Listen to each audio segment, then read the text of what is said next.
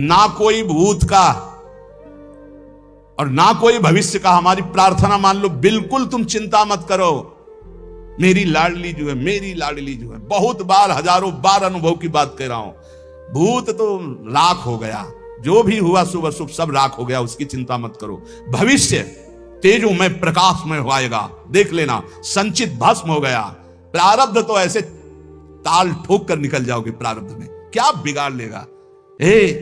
अभी रस नहीं आया राधा नाम का, इसलिए थोड़ा सा जुकाम बुखार ये वो कष्ट हुआ, अनुकूलता प्रतिकूलता ही ढेर हो जाते हो। नहीं, कैसे तुम्हें बताया? तुम्हें समझ में नहीं आ रहा? हमारे पास शब्द नहीं है, पर समझ में तो आ ही रहा होगा। जब आदमी फड़फड़ाता है तो नहीं दिखाई देता कि कितना परेशान है। तो हम परेशान है कि वो बात शब्द ही नहीं मिल रहा जो हम आपको बतावें। राधा राधा में कितना पावर है, इतनी सामर्थ है। ना आपको भूत की चिंता करनी, ना भविष्य की चिंता करनी। बस भरोसा किशोरी जी का, काहू के बल भजन को काहू के आचार, और व्यास भरोसे कुंवर के सुवत पांव पसार। और जब कुंवर के भरोसे हैं तो कुंवर के अधीन अनंत शक्तियां हैं, और कुंवर हमारी लाडली जी के अधीन है। इतना बढ़िया जगह ठिकाना मिल गया है, अब मस्ती ही मस्ती है। बस इस ठिकाने से अलग हटे तो भाई मस्ती फिर कमजोर हो जाएगी। ठिकाने में रहो। श्री राधा जुग चरण निवास, जबान में राधा नाम और हृदय में राधा किशोरी के गोरे चरणारविंद की ठसक। सब शास्त्रों का, सब संतों का एक ही मत है, संसार का विस्मरण और प्रभु का स्मरण। जो चतुर उपासक होता है, जब देखता है यहां रोकने वाले बहुत हैं, तो वो चलता नहीं है, वो दौड़ता है, भाग पड़ता है कि कहीं मैं फंस ना जाऊं। भागना क्या है? जैसा भोग आकर्षण उतना ही राधा राधा राधा राधा राधा। जैसे अंदर काम आदि की पीड़ा बढ़ रही, वैसे ही आहार पर संयम, वैसे ही अपने को एकांत सेवन में, वैसे ही प्रपंच से और विरति और वैराग्य। यह है दौड़ना। और जो शिथिल साधक होता है, बहुत समय हो गया, चलो ये खा लेते हैं, ये देख लेते हैं, ये छू लेते हैं, ये सूंघ लेते हैं, ये भोग लेते हैं, मनोरंजन में फंस जाता है।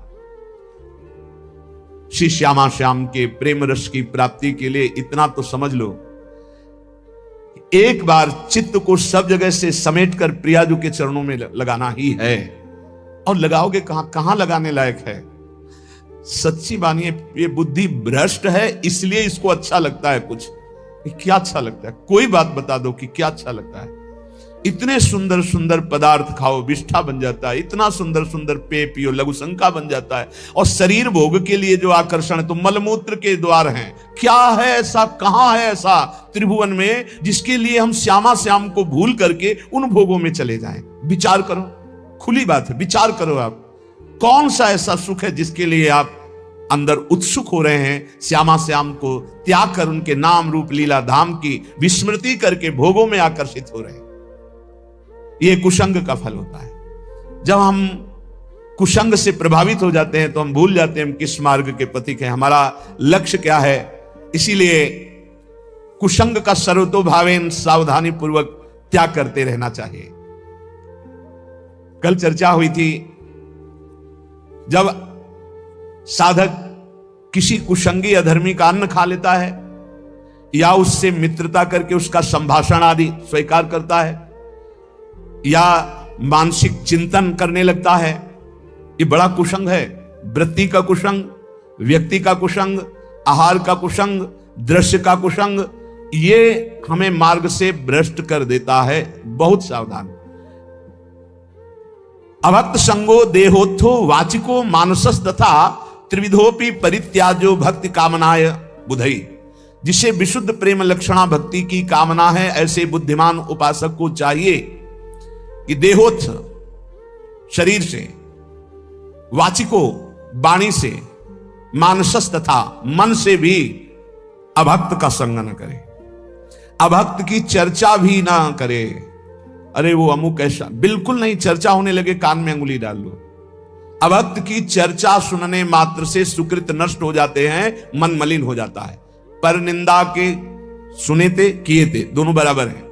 आवत नहीं कछु हाथ, मूर्ख पर्वत पाप को ले चल अपने साथ। उपासक को चाहिए कि अभक्त पुरुष की वाणी से चर्चा भी ना करे। और ये बहुतायत है, जहां चार साधक बैठेंगे तो अपने में गुणाभिमान करके किसी साधक के न्यून आचरणों की चर्चा करने लगेंगे। ये बहुत हानिकारक है। परदोष दर्शन परदोष वार्ता ये साधक के साधन को चाट जाती है, उसको पता भी नहीं चलता और वो खाली होकर फिर विषयों का चिंतन करने लगता है। मन से भी उसका चिंतन न करे, अमुक जो है ऐसा ऐसा ऐसा कर रहा है, वो ऐसा उत्तम साधक ने ऐसा क्यों बोले नहीं है, इसलिए चिंतन करे। तो तुमने क्रिया देखी, अंदर कारण तत्व तो नहीं देखा कि उसमें हमारा आराध्य देव बैठा हुआ है। ये क्रूरापि पापिनो न च सताम संभाष्य दृश्यासे सर्वानुवस्ततया निरीक्ष परम स्वाराध्य बुद्धिर्मम। मेरे आराध्य देव वहां बैठे हुए हैं, बाहरी क्रियाएं तो हमको बाहरी क्रियाओं से कोई लेना देना नहीं। हम मन से चिंतन न करें, वाणी से चर्चा न करें और शरीर से संग न करें।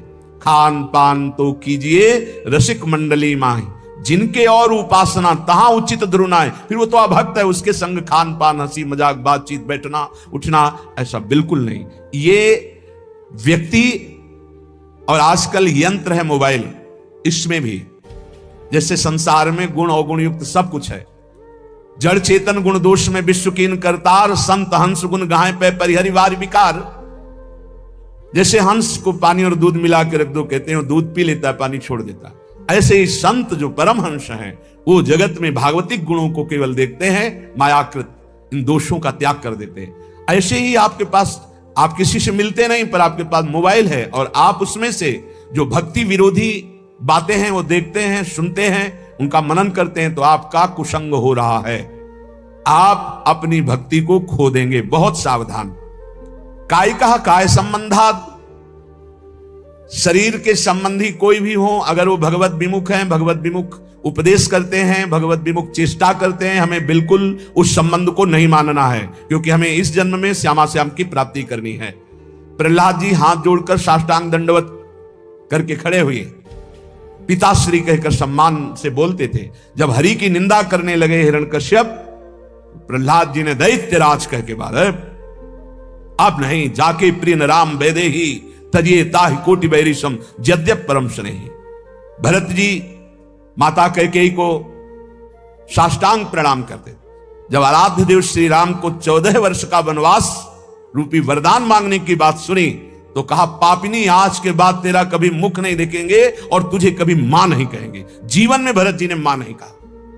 यहां कह रहे कायिका काय संबंधात, कायिक अभक्त संग, वो चाहे रिश्ते नाते में कितना भी पूज्य हो, यदि वो हमारे भगवान की निंदा करता है, भगवत मार्ग की निंदा करता है, भगवत विमुख है, तो हम आवश्यकता पड़ी तो उसकी सेवा कर देंगे। यदि हम पुत्र हैं या अमुक संबंध है, वो दुख में है, तो हम सेवा कर देंगे, पर हम उसका संग नहीं करेंगे, उसकी आज्ञा नहीं पालन करेंगे, उसकी बात नहीं सुनेंगे। वचसा भाषणात्मक, वाणी से हम ऐसे अपवित्र आचरण करने वालों की चर्चा ना करें। अन्नादि नाम मानसस्तु, भोजन दिया हुआ ऐसे अभक्त का कभी ना पाए। जो भगवान की अवहेलना करता है, भले वो हमारा रिश्तेदार है, अगर हमें जाना पड़ा तो हम ये बोल देंगे कि आज हमारे उदर में दर्द है, हम यहां प्रसाद नहीं पा पाएंगे, औषधि ले रहे हैं, इसमें कोई मिथ्या नहीं। हम भगवत मार्ग को पुष्ट करने के लिए अभक्त के घर का अन्न भी न खाए। अन्नादि नाम मानसस्तु, अगर अन्न आदि पाओगे तो तुम्हारी मानसिक वृत्ति बिगड़ जाएगी। बिल्कुल ये पूरा अनुभव की बात है। एक दिन माधुकरी रोटी पा करके फिर उसका भजन, एक दिन भंडारे का अन्न पा करके फिर उसका परिणाम देखो।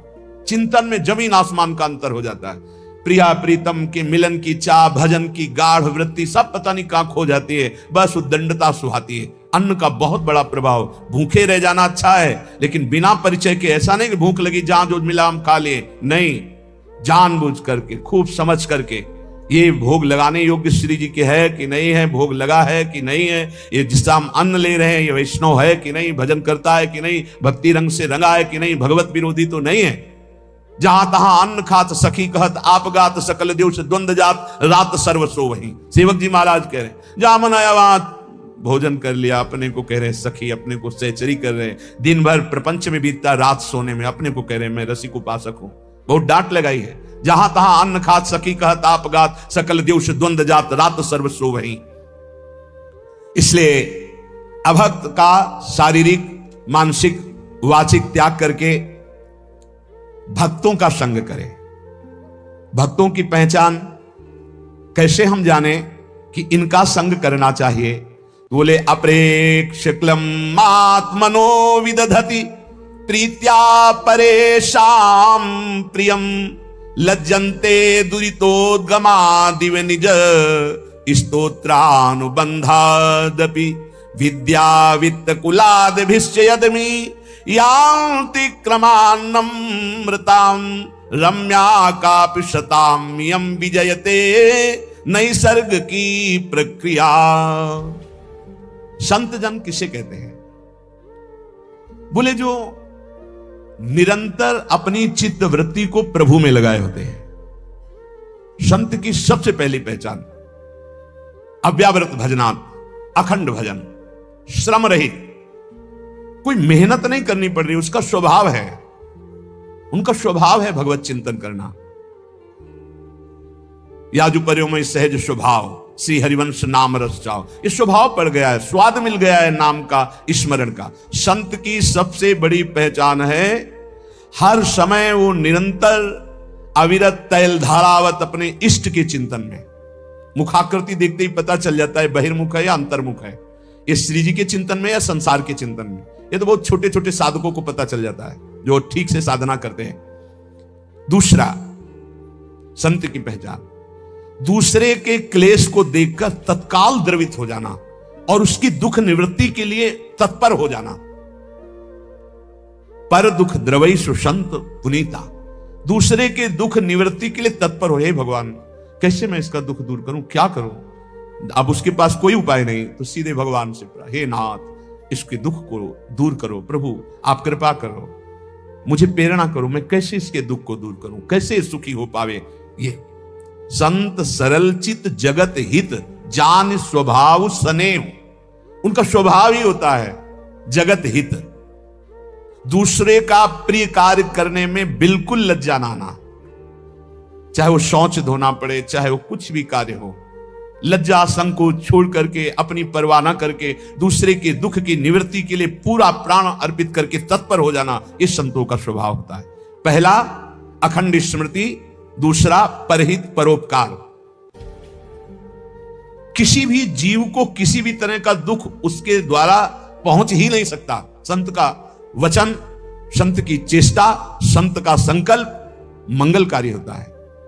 साधु ते होए न कारज हानि, किसी भी तरह का चाहे वो वाचिक ही क्यों ना हो, संत के कभी ऐसे वचन नहीं निकलते कि दूसरे के हृदय में जाके पीड़ा पहुंचा दे। नहीं, संत के हृदय से निकले हुए वचन तो ऐसे होते हैं दूसरे के हृदय में आनंद वर्धन करने वाले।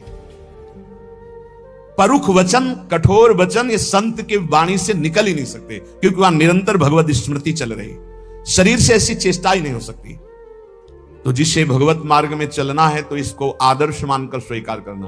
पहला अखंड स्मृति, हम हर समय भगवान के स्मरण में, प्रिया प्रीतम के नाम स्मरण में लगे रहे। दूसरा, किसी को भी दुख न पहुंचावे। ये जो अंडा मांस मछली ये सब खाते हैं, इनकी बड़ी दुर्गति होने वाली है। ये ना समझें कि हम परम स्वतंत्र हैं, जो चाहे कर ले। नहीं नहीं नहीं, यहां एक सेकंड का भी हिसाब मिलेगा आपको, एक सेकंड का भी। जब से आपकी शुद्धि हुई और जब आप बेशुद्ध होंगे, मरेंगे, उस समय तक का पूरा रजिस्टर आपका है, आपके साथ है।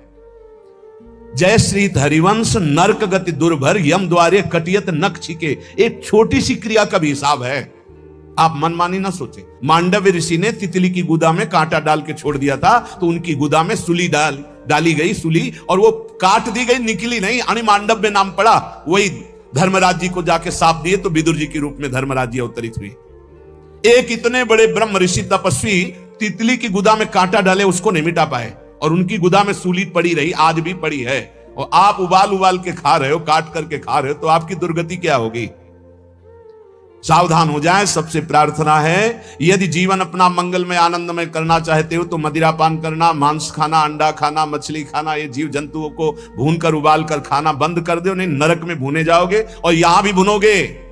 वीआईपी कार में आग लगेगी और पूरे के पूरे परिवार सहित भुन जाओगे। जो बहुत स्वाद ले रहे हो ना, ऐसे चीखोगे, कोई खोलने वाला नहीं मिलेगा, क्योंकि वो तार बंद हो जाएंगे जिनसे बटन से खुलता है।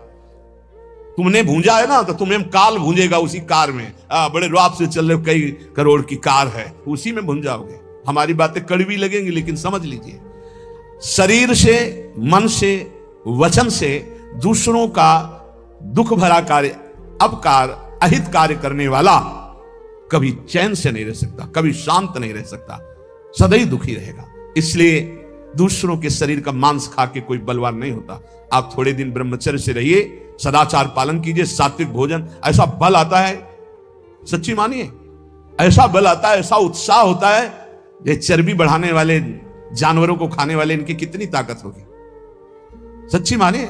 हम मजाक नहीं कहते कि विनोद में कहते हैं, एक घूंसे में बैठ जाएंगे। सात्विक ब्रह्मचारी हो, सात्विक भोजन करता हो और एक घूंसा कस के मार दे तो मुंह बगाड़ देंगे। जो भैंसा और बकरा खाते हैं ना, मुंह बगाड़ देंगे। इनमें ताकत नहीं, ब्रह्मचर्य की ताकत, तपस्या की ताकत, सात्विकता की ताकत बहुत बड़ी ताकत है।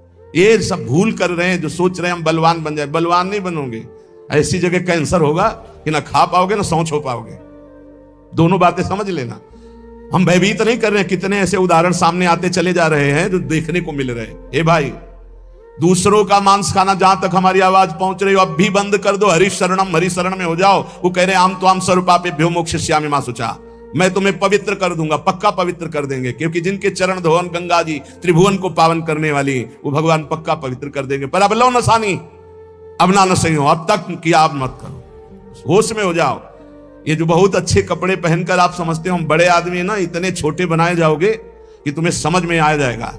अभी अवसर मिला था कि धन के द्वारा असहायों की सेवा करो, दूसरों को सुख पहुंचाओ, नाम कीर्तन करवाओ, नाम कीर्तन करवा करके लोगों को सुख पहुंचाओ। तुम उपद्रव कर रहे हो, मनमानी आचरण कर रहे हो। संत वही है जिसके वचन से, शरीर से, मन से किसी का कभी अमंगल ना हो। और संत वही जब उसकी प्रशंसा होने लगे तो ऐसा लज्जावान हो जाए जैसे किसी का पाप खुल जाए, पाप की बात खुल जाए तो कैसा लज्जित होता है, ऐसा प्रशंसा में लज्जित होना चाहिए। संत अपनी प्रशंसा सुनकर लज्जा से युक्त हो जाते और दूसरे की प्रशंसा सुनकर आनंदित होते हैं।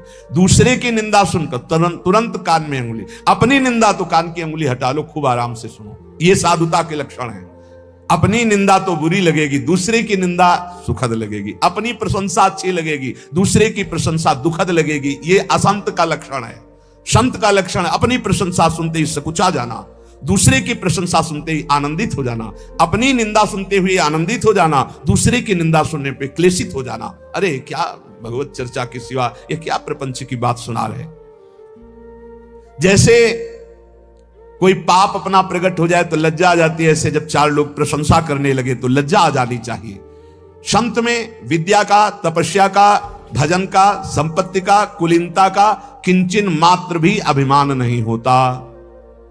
जो असंतों में बहुतायत होती है, थोड़ी विद्या तो अभिमान, थोड़ा धन तो अभिमान, अपार धन अपार विद्या ज्ञान समुद्र होते हुए भी वो दैन्य होते हैं। हमने देखा है, महापुरुषों को देखा है।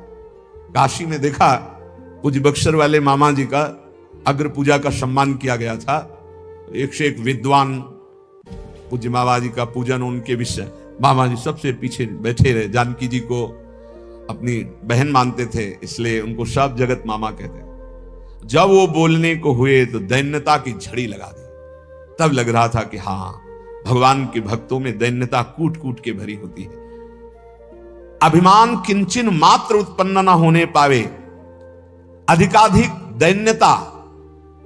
देखो ना, परम ज्ञानी हनुमान जी जब बोल रहे हैं विभीषण जी से, तो वे नहीं कह रहे मैं भगवान का अत्यंत नजदीकी सेवक हूं, भगवान राम हमें बहुत प्यार करते हैं और मुझे योग्य समझा इसीलिए मुझे भेजा, ऐसा नहीं। वो कैसे बोल रहे, असमय अधम सखा सुनो मोहू पर रघुवीर, मैं कितना अधम हूं ऐसा प्रात ले जो नाम हमारा ते दिन ताई न। अद्भुत दैन्यता। सबरी मैया के अधम ते अधम अधम मति नारी तिन मां मैं मति मंद अघारी। जहां देखो महापुरुषों में दैन्यता भरी हुई है। ये कोई बनावटी दैन्यता नहीं, वचन दैन्यता नहीं है, वो हृदय में ऐसा अनुभव होता है। ये साधुता कब आती है? असाधुओं का त्याग करे, साधुओं का संग करे, तो ये साधुता कब हृदय में आती है? बोले तुंडे तांडवनी रतिम वितनुते तुंडावली लब्धे कर्ण क्रोड कदम्बिनी घटयते कर्णार्बुदेभ्याः स्पृहां चेता प्रांगण संगिनी विजयते सर्वेन्द्रियाणां कृतिम नो जाने जनिता कियद्भिरमृतैः कृष्णेति वर्णद्वयी। जिसकी जिह्वा में दो अक्षर राधा राधा कृष्ण कृष्ण ये हर समय चलता रहता है, सब सद्गुण आ जाएंगे। धन्यता आ जाएगी, अभिमान का नाश हो जाएगा, तत्वबोध हो जाएगा, भगवत प्रेम हो जाएगा, विश्वास मान लो, सब कुछ हो जाएगा। रोज चर्चा इस बात की होती है,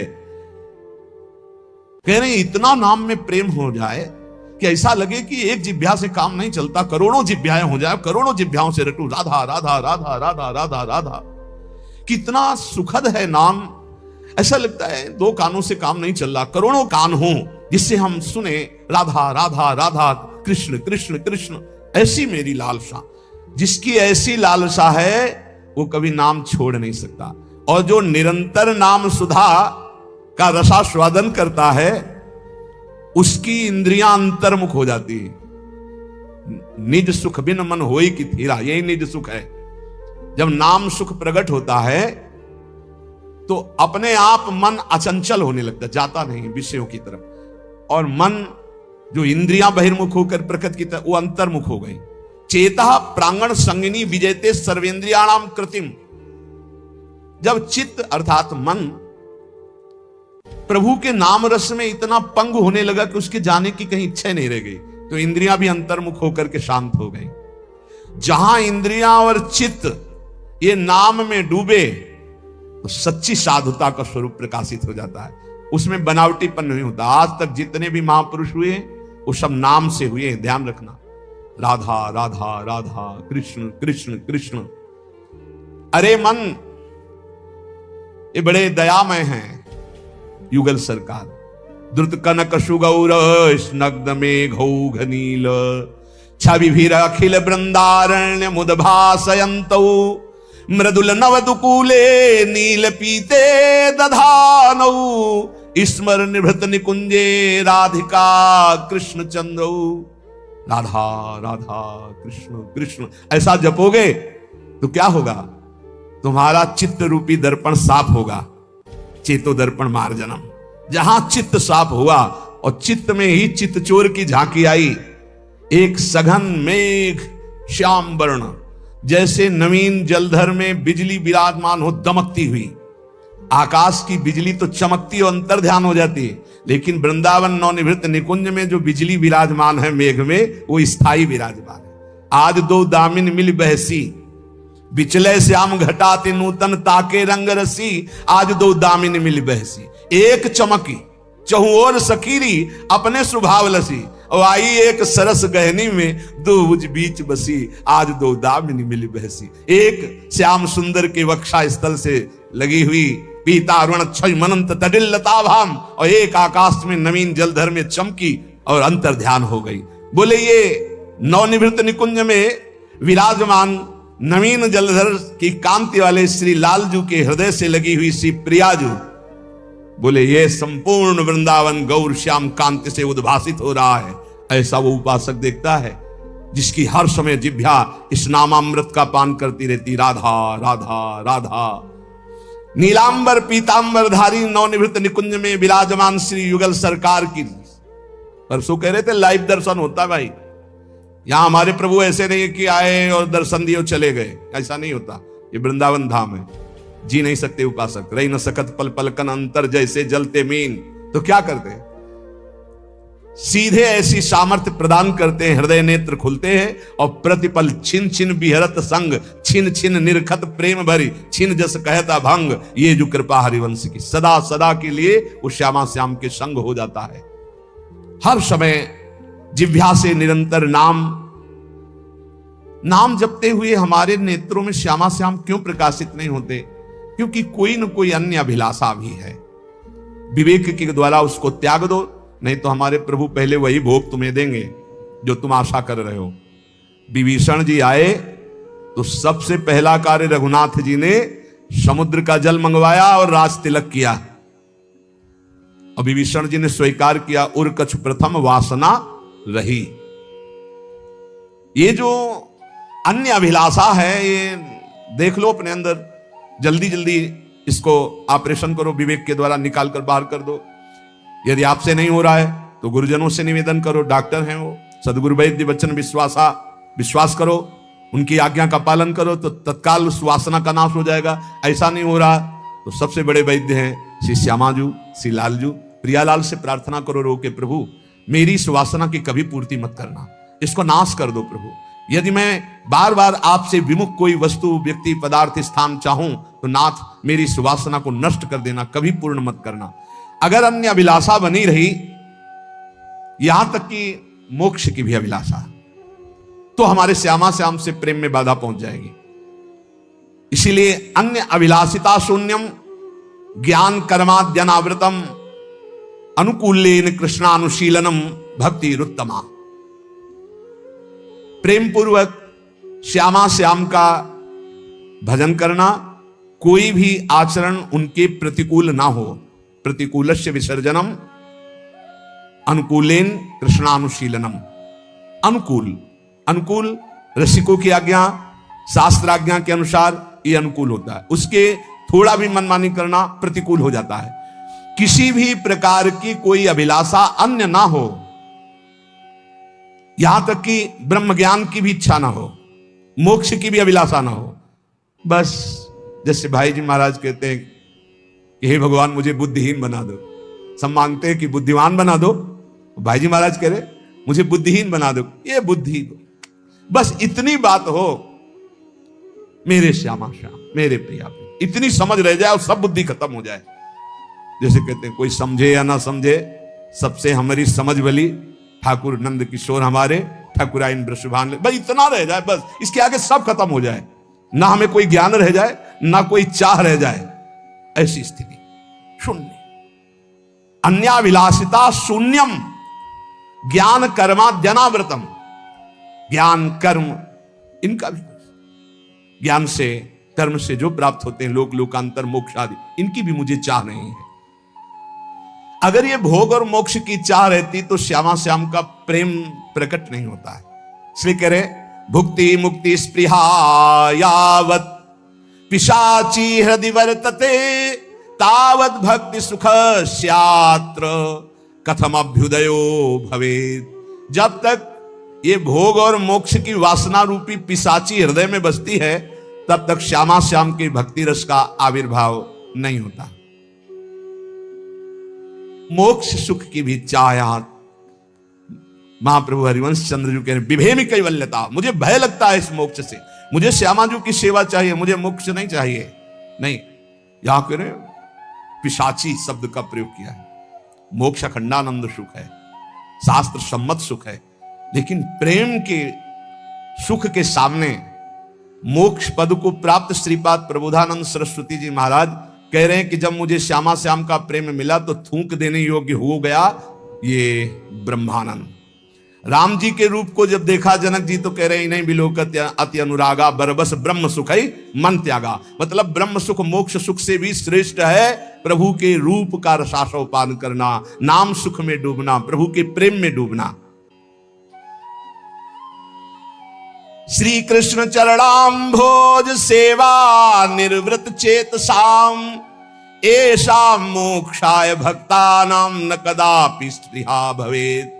जो श्री श्यामा श्याम के चरण कमलों की सेवा में सुख प्राप्त कर लिए, उनके हृदय में मोक्ष की भी इच्छा नहीं होती।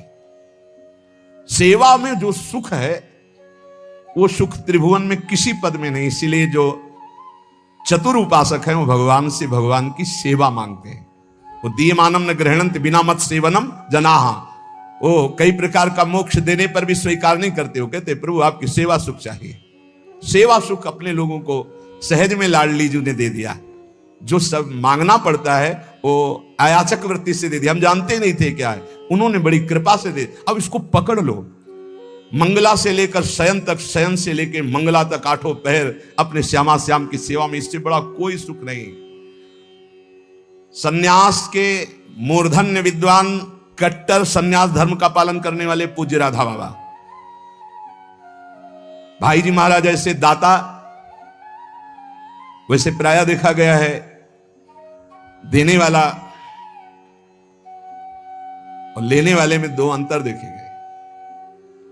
लेने वाला झुकता है, देने वाला ऐसे। लेकिन यहां उल्टा देखा गया, देने वाला चरण छुआ और लेने वाला जान ही नहीं पाया कि दाता ने क्या दे दिया। पूरा का पूरा हृदय परिवर्तन कर दिया कट्टर सन्यासी पूज्य राधा बाबा। भाई जी महाराज ने चरण छू के वो दे दिया। जो बड़ी बड़ी साधनाओं से नहीं प्राप्त होता। आखिरी में राधा राधा ही रह गया, राधा राधा, और वो सबको वृंदावन की कृपा से यहां प्राप्त है। राधा राधा यहां तो वायु में भी हो रहा है, पत्ते पत्ते में। यही है राधा बाबा भाई जी महाराज, यही विराजमान है, यही घर है, ये संपूर्ण वृंदावन यही वो घर है जहां ये सब बड़े बड़े महापुरुष विराजमान हैं प्रियाजू के समीप सेवा में। पूज्य राधा बाबा भाई जी महाराज, पूज्य पंडित गया प्रसाद जी, पंडित रामकृष्ण बाबा, जितने सिद्ध महापुरुष, ये सब यही श्री जी की सेवा में विराजमान है। जब हमारा चित्त सेवा में लग जाता है तब मोक्ष सुख के त्याग की सामर्थ्य आती है, श्यामा श्याम की सेवा से। इसलिए हम सेवा जब करते हैं तो सेव्य हमको क्या देते हैं? वो देते नहीं है, वो हमसे और ले लेते हैं, हमारे चित्त को चुरा लेते हैं। जब हम दर्पण दिखाते हैं श्रृंगार करके, तो अभी तो आपके पास त्रिगुणात्मिका माया के ही नेत्र हैं, इसलिए आप देख रहे हैं। जिस दिन वो कृपा करेंगे तो कोटि कोटि मनमतहारी रूप जब आपके नेत्रों के सामने होगा, बस हो गया काम। यही है, यही काहू सु कहां जहां प्रभु नाई, फिर श्री विग्रह में तो अर्चावतार है भगवान। प्रभु अर्चावतार रूप से जब आप सेवा करते हैं, पक्का विश्वास करो ये सीधे सेवा श्री जी स्वीकार कर रहे हैं। और जिस दिन वो करुणा करेंगे, अपना रूप प्रकाशित करेंगे, देखो माई सुंदरता की सीमा, उसी दिन तुम्हारा चित्त हो जाएगा, खत्म खेल हो जाएगा, फिर कोई अभिलाषा रह ही नहीं जाएगी। इसलिए इनकी दासता में बहुत बड़ा सुख है, और दासता में कभी चिंता नहीं होती कि मेरा कल्याण होगा कि नहीं। जैसे हम ठसक से कहते हैं हमें श्री जी के पास जाना है, आप लोगों को भी तैयार करते हैं, बोलो श्री जी के पास जाना है, बोलते रहना है हमें श्री जी के पास जाना है। बोले इससे पहुंच जाओगे? हम तो पहुंच गए हैं, तुम्हें क्या पता। कहां बैठे हो? वृंदावन धाम में। और इसका प्रभाव जानते हो क्या है? यद्गत्वा न निवर्तन्ते तद्धाम परमम मम। ये धाम ना मानो तो तुम्हारी बुद्धि खराब है, और धाम मान रहे हो तो यहां के बाद जाना नहीं होता। और कर क्या रहे रात दिन? इन्हीं के चरणों में पड़े, इन्हीं का यश गान, इन्हीं के नाम रूप लीला धाम का आश्रय। अपनी तो बाजी जीत गए। नागरी दासी जन्म जितायो, बलिहारी बलिहारी, हमारी सब ही बात सुधारी, कृपा करी श्री कुंज बिहारी, और श्री कुंज बिहारी। बहुत बड़ी कृपा हो गई बिहारी बिहारी जो कि हमें धाम मिल गया। राखे अपने वृंदावन मां, जीठा रूप उजारी, नित्य के लिए आनंद खंडित, रसिक संग सुखकारी, कले कलेश न व्यापे एठा, एठौर विश्व ते न्यारी, नागरी दासी जन्म जितायो, बलिहारी बलिहारी, हमारी सब ही बात। हर समय मन नाचता रहता है। अब आपका कुढ़ता रहता है तो आप देखो, श्री जी से बिलग रहकर तो कुढ़ोगे ही, जलोगे ही। श्री जी की तरफ देखोगे तो नाचोगे। इसलिए ये प्रभु प्रिया प्रीतम क्या करते हैं? सेवा करने वाले को बिल्कुल रहने ही नहीं देते, बर्बाद कर देते। चित्त चुरा लिया, मन चुरा लिया, सब कुछ चुरा लिया, और आके खुद हृदय में बैठ गए। बर्बाद क्या हो गया? जो बर्बाद करने वाले थे उनको बर्बाद कर दिया। न काम, न क्रोध, न लोभ, न मोह, न मद, न मत्सर, न अपना, न पराया। अब श्री जी बैठी है, केवल ढांचा बाहर से दिखाई देता है व्यक्ति का, अंदर केवल प्रिया प्रीतम विराजमान रहते हैं। तस्मित तज्जने भेदा अभावात। फिर निकलने लगता है मुख से, अन्य मुखों से निकलने लगे, अरे ये तो साक्षात भगवान है, ये तो साक्षात प्रभु हैं। क्यों? क्योंकि प्रभु आ गए। जैसे दीपक जलता है तो झरोखों से पता चल जाता है मकान का अंधकार नष्ट हो चुका है, ऐसे ही जिसके हृदय रूपी मकान में भगवान आकर विराजमान हो गए तो ये चेहरा एक एक चेष्टाओं से पता चलने लगता है अंदर भगवान प्रकाशित हो हैं तो सबके, पर वो प्रकाशित हो गए। जिसकी जिह्वा अविद्या रूपी दोष से युक्त है उसको नाम मीठा नहीं लगता। जैसे कहा गया है, राधा नाम सुधा रसम रसितुम जिह्वास्तु में विह्वला। बड़ा अमृतमय नाम है, बहुत नशा है इसमें, इतना नशा, इतनी मादकता है कि बस इसका एक बार स्वाद मिल जाए, प्रयास करते रहो। तो कह रहे स्वाद क्यों नहीं मिलता? क्योंकि जिह्वा को अविद्या रूपी रोग लग गया है। इसको स्वाद मिलेगा गुलाब जामुन, समोसा, चटनी, इनमें मिलेगा। राधा नाम सुधा रसम, कृष्ण नाम अमृत, राम हरि, इन नामों में इसको स्वाद नहीं मिलेगा।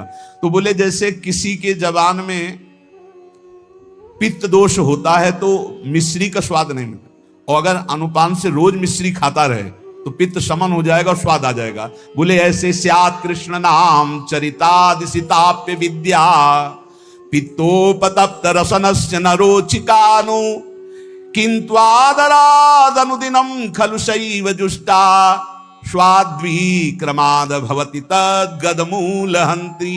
यदि नियम पूर्वक नाम जपा जाए तो अविद्या रूपी दोष जबान से नष्ट हो जाएगा और जबान का स्वाद पड़ जाएगा। राधा राधा राधा राधा, ये सच्ची वाली है। ये जिनकी अभी कुछ भोग बकाया है उनको ये बात समझ में नहीं आएगी, नहीं तो बस राधा राधा राधा राधा सब कुछ हो जाएगा, सब कुछ मान लीजिए, ये सब कुछ हो जाएगा। हम केवल कोरी अंधी श्रद्धा से नहीं कहते कि भाई सुनी बात और आपको सुना दी, नहीं।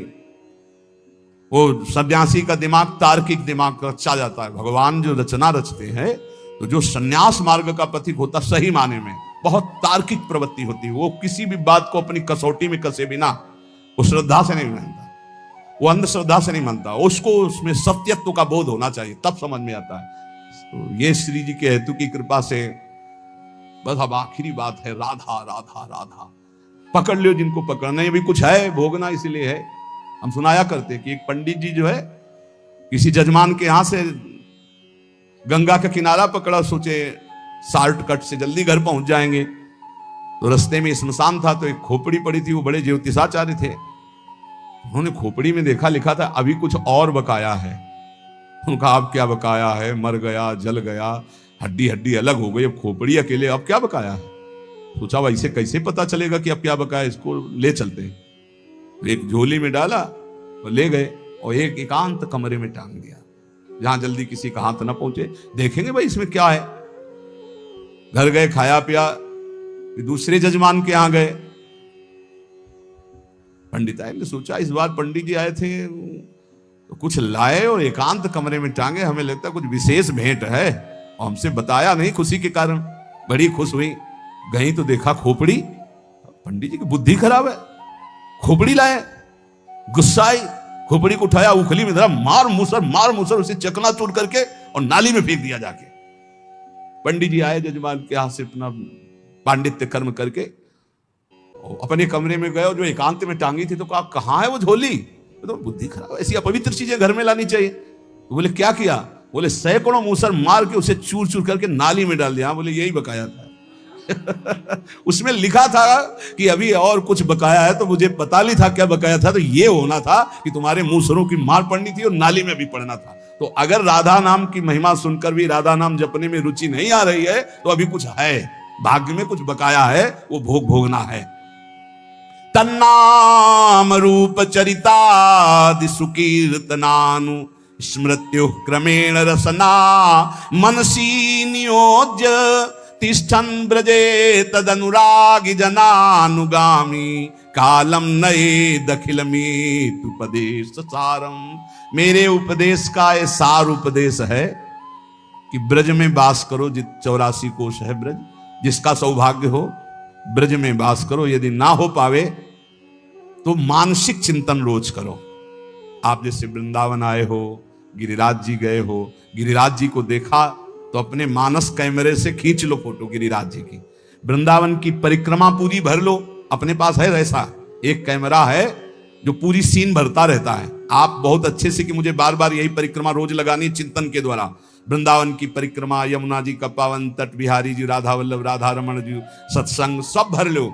और दूर जहां आप रहते हो वहां से एक बार 10 मिनट में सब कर लोगे। एक बार बस गए, सत्संग में गए, वहां दर्शन किया, फिर यमुना किनारे गए, फिर परिक्रमा लगा ली, फिर बिहारी जी गए दर्शन के। वृंदावन को चिंतवन यह दीप उर्बारी, कोट जन्म के अगतमय काट करे उजियार। गिरिराज जी गए, बरसाना गए, नंदगांव गए, राधा कुंडाचमन किया, बैठकर भजन किया, ये सब मानसिक कर सकते हो। ब्रज का वास या ब्रज का मानसिक चिंतन और प्रिया प्रीतम का नाम कह रहे हैं। नयदे अखिल मित्युपदेश सारम, मेरे उपदेश जितने उपदेश उन सबका सार उपदेश ये है। हो सके तो ब्रजवास करो, वृंदावन वास करो, नहीं हो सकता तो जहां वास कर रहे हो रोज वृंदावन ब्रजधाम का चिंतन करो, प्रिया प्रीतम का नाम जप करो और भगवत चरित्रों का गायन करो।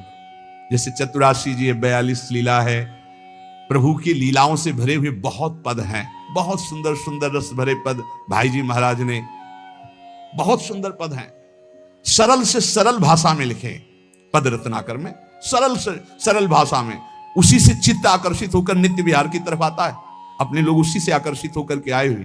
पहला कृपा प्रसाद भाई जी के ही राधा माधव चिंतन, भद्रतनाकर, बहुत से ऐसी वाणियां जिनके प्रभाव से चित्त युगल सरकार की तरफ खिंचा और उन्हीं के आदेश से फिर नित्य विहार रस की तरफ जरूर जरूर कुछ पदों की तो कंठमाला बना लेनी चाहिए। जैसे चल रहे रास्ते में तो गुनगुनाते हुए चल रहे हो।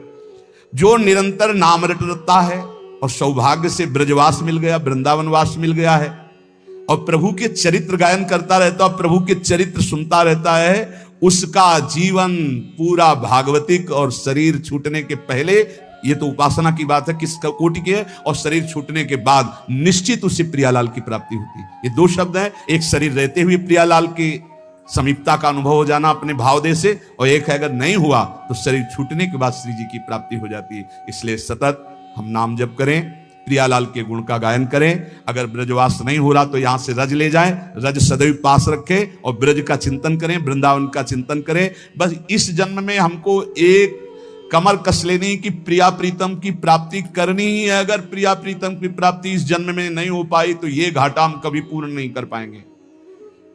कुछ साथ नहीं जाना प्यारे, बार बार कह रहे हैं, रोज एक बार ये तो कहते हैं कि मरोगे, फिर कह रहे हैं मरोगे, सुबह सुबह कह रहे हैं नहीं। हाँ बढ़िया बात है मरना, बुरा लगता है सुन के मरना, इसलिए बुरा लगता है कि तुमने बुरा किया है इसलिए, नहीं तो बुरा नहीं लगेगा, बढ़िया लगता है। जैसे तुमसे कहा जाए सुबह सुबह हम आशीर्वाद देते हैं, तुम अपने दोस्त से मिलोगे जो प्राण प्रिय है, तो आपको कैसे लगेगा? बलिहारी आपकी बलिहारी। ऐसे ही हम मरना का मतलब समझते हो, नाशवान शरीर छूटेगा, हम अपने हित मित्र प्रियालाल से मिलेंगे जाके, अपने श्यामा श्याम से। और आपने श्यामा श्याम को अपना माना नहीं, पत्नी पुत्र परिवार ये सब तो मरने की बात सुनकर एकदम दिमाग ठनकता है कि सब छूट जाएगा, और जिनको प्राप्त करना चाहिए उनको प्राप्त नहीं किया तो घबरा जाते हो। इसलिए पहले तो हम जिस देश में भेजे गए हैं इसका नाम है मृत्यु लोक। यहां जो कुछ भी तुम्हें मिला हुआ है वो सब नाशवान है, अशाश्वतम, छूटेगा, छूट रहा है, प्रतिपल छूट रहा है। भूल भुलैया में मत फंसो, राधा राधा राधा राधा नाम जप करो और खूब आनंदित रहो। जो प्रभु का हो जाता है उसको यह लोक और परलोक भी बड़ी मस्ती से कटता है। कल एक संत भगवान वैष्णोजन महाराष्ट्र से, वो कह रहे थे कि पूर्व कर्मों का विक्षेप तो साधक को परास्त ही करता है। नहीं, पूर्व कर्म में इतनी ताकत नहीं कि वर्तमान के नाम गुणगान करने वाले साधक को परास्त कर सके। तो हमका उदाहरण, दोनों किडनी खराब है, डायलिसिस होता है, भयानक पीड़ा और कष्ट रहती है और सिंह की तरह दौड़ते रहते हैं। किडनी भी कहती बुरी जगह फंस गई हम आकर, सच्ची कहते। हम तुम्हें बलवान बनाने के लिए कहते, छाप मारने के लिए नहीं कहते। छाप तो हमारी प्रेमानंद की है ही, उसको तुम्हारे से थोड़ी लेनी, मुहर तुमसे थोड़ी लगानी है, प्रेमानंद की छाप है, वो तो गुरु ने दे दिया, इष्ट ने दे दिया। ये हम इसलिए बताते हैं कि इससे बुरी स्थिति नहीं होती। क्या विक्षेप डालेगा? हम राधा नाम के बल पर हैं, हम श्यामा श्याम के हैं। अभी मृत्यु हो जाए क्या फर्क पड़ता है? क्या फर्क पड़ेगा? बस हम फर्क पड़ने वाली बात को पकड़े हुए हैं, इसीलिए फर्क पड़ता है, नहीं कोई फर्क नहीं। विक्षेप क्या करेगा? मृत्यु से बढ़कर कोई विक्षेप है और उसको हम स्वीकार कर चुके हैं। क्या करेगा विक्षेप? राधा राधा राधा, क्या करेगा विक्षेप? ना तो भूत का ना भविष्य का कोई चिंतन मत करो, वर्तमान में राधा राधा बोलो, भूत भी भूत हो जाएगा और भविष्य तो मंगल हो ही जाएगा। भूत तो गया, उसके लिए क्या हम रोएं अच्छा गया या बुरा गया, भूत तो गया। और भविष्य क्या होगा? राधा राधा राधा परम मंगल होगा, पक्का समझो, पक्का। अभी एक मशीन लेके परसों दिल्ली से आए थे, वो हाथ पैर में सब लगाए हो, देखे, वो देखकर ऐसे बोले, महाराज हम जितने लोग खड़े हैं, पावर बिल दो, बिल पावर क्या कहते हैं, बिल पावर। बोले इतना तो हम में नहीं जितना आप में, हमका होगा कैसे? हमारा बिल पावर श्री जी है, तुम्हारा बिल पावर संसार है, हमारा बिल पावर लाडली जी है। मस्त, सही कहते हैं। हर समय ऐसे आनंद, ये बताया नहीं जाता लेकिन हम बता रहे हैं माइक से, हर समय ऐसा आनंद रहता है जैसे दूध को गैस में चढ़ाओ तो उफान नहीं आता, ऐसे आनंद का उफान। क्यों? हर समय बात रहता है, मेरी लाडली, मेरे प्रिया प्रीतम, मेरे स्वामी, मैं जैसा भी हूं, मैं अपनी लाडली जी का हूं। बहुत बहुत आनंद। कोई तपस्या को सोचेगा कि ये बाबा जी बचपन से रहे तो तपस्या से होगा, भैया 60 हजार वर्ष तपस्या करने वाले हुए और उनके लिए लिखा हुआ है कि यहां की गंध भी नहीं मिली। अपने जैसे अधमों को लाडली जी के चरणों का सहारा मिल गया, बस इतनी बात समझो। और वही आपको हम समझाने के लिए अपने बातें बता देते हैं। केवल श्री जी अपनापन मानती, बस भरोसा कर लो मेरी लाडली जी का और राधा राधा रट लो। तुम्हें क्या मतलब दवाई कैसी है? अब कितने ऐसे आते हैं कि बड़ा विचित्र, डॉक्टर से नहीं पूछेंगे कि हरी वाली गोली कहां लिखी, तुम बताओ हमको दी, नहीं पूछेंगे। संत कह रहे हैं कि तुम राधा जपो, बोले कहां लिखा है हमें बताओ। अब बताओ उनको कैसे बतावे कि तुम्हारी बुद्धि इतनी बड़ी है? बोले हमने 2-4 ग्रंथ पढ़े होंगे तो उनको जान। अरे श्री जी लालजू के हृदय का गुप्त धन है। अगर ग्रंथ ही देखना चाहते हो तो एक ट्रक भर ग्रंथ है हमारे रस के ग्रंथ, जहां तुम्हारा प्रवेश नहीं है। वेद रसिकन की बानी, कैसे जानोगे राधा नाम? राधा सुधा निधि में देखिए आप, वृंदावन दास चाचा की वाणी में देखिए भरा पड़ा है। अरे क्या नहीं जानते वृंदावन में राधा किशोरी का राज्य है? क्या ये नहीं जानते आप पत्ते पत्ते से राधा नाम की गूंज निकल रही? क्या नहीं जानते हरि बिके हुए हैं राधा नाम में, राधा धाम में, राधा रूप में? डॉक्टर दवाई दे दे तो हाथ जोड़ के फीस दे करके चुपचाप खाते हो, और संत तुम्हें बता रहे हैं ऐसा करो तो तुम्हारी बुद्धि काम नहीं करती। मान लो ये, अगर आप समझते हो किसी संप्रदायवाद से बोल रहे तो राधा बाबा किस संप्रदाय के थे? आखिरी में क्या पाया? राधा राधा राधा राधा। ये बहुत बड़ी निधि है, पकड़ लो। वही कह रहे कि अभी खोपड़ी में और कुछ भोगना लिखा है तो नहीं मानोगे, और अगर बात समझ में आ गई तो राधा राधा राधा, इससे दोनों बातें होती है। रा रसदात्री, धा धारण करने वाले हरि, राधा नाम में दोनों प्रिया प्रीतम समाये हुए। राधा बोलते हैं तो जिसका नाम है वो तो देखती हैं, और जो नाम के प्रेमी है वो लाल जी दोनों देखते हैं, दोनों हमारी तरफ देखते हैं। राधा तो प्रिया लाल दोनों देखते हैं। बस यही हमें चाहिए, दोनों युगल हमारी तरफ देखें और मुस्कुरा दें और हमें अपनी सेवा में ले लें। ये सार युगल तत्व का राधा नाम है। ये राधा नाम ऐसा ना समझें कि केवल लाडली जी का नाम, ये राधा तत्व है, ये राधा नाम है। ये राधा नाम में प्रिया प्रीतम दोनों समाये हुए। राधा नाम प्रेम समुद्र है। हम तुम्हें कैसे बताएं कि राधा नाम एक अपार अगाध अनंत महिमा युक्त है। आप जब इसको जपोगे खुद देख लोगे। ये पीछे डोलते हैं महाराज, जिनके तुम दर्शन की बात करते हो, जिनके लिए